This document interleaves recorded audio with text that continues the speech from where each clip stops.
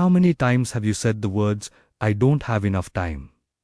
We live in a world that is obsessed with speed. We run from one task to another, check our phones while we eat, and answer emails while we walk. We are constantly busy. But ask yourself this: are you truly busy? Or are you just distracted? There's a big difference. You can spend your whole life running fast, only to realize at the end that you were running in the wrong direction. You can fill your days with noise, and yet feel completely empty inside.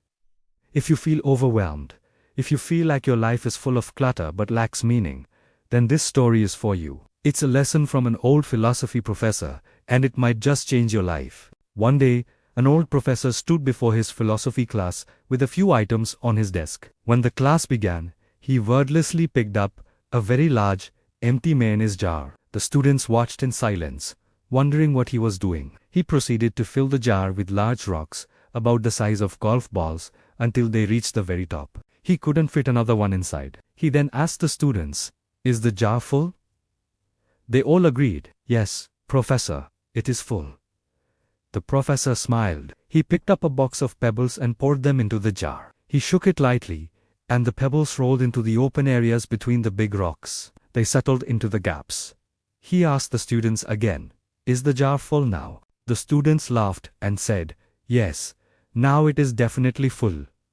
The professor wasn't done. He picked up a bag of sand and poured it into the jar. The fine sand went everywhere, filling the tiny spaces between the pebbles and the rocks. It filled the jar completely, right to the brim. "Now," said the professor, "I want you to recognize that this jar represents your life."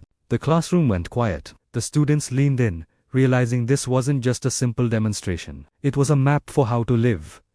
The professor pointed to the rocks. The rocks are the important things: your family, your health, your children, your true passions. The things that, if everything else was lost and only they remained, your life would still be full. He pointed to the pebbles. The pebbles are the other things that matter, but they are changeably your job, your house, your car. They are necessary, but they are not the soul of your life. Then, he pointed to the sand. The sand is everything else.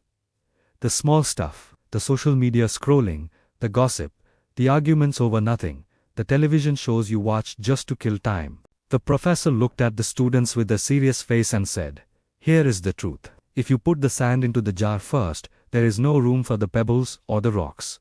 The same goes for your life. If you spend all your time and energy on the small stuff, the complaints, the distractions, the endless scrolling on your phone, you will never have room for the things that are truly important to you." Many of us are living our lives in reverse. We fill our jar with sand every morning, and then we cry at night because we can't fit our family or our dreams inside. So, this week, I have a challenge for you. Look at your jar. Pay attention to the rocks. Play with your children. Take time for a health checkup.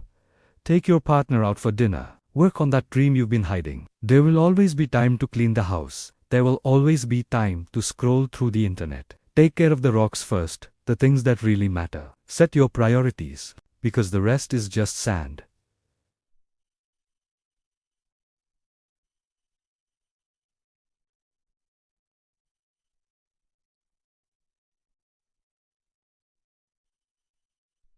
Thanks for watching. If this story resonated with you, please give this video a like and subscribe for more content that helps you live a more meaningful life. I'll see you in the next one.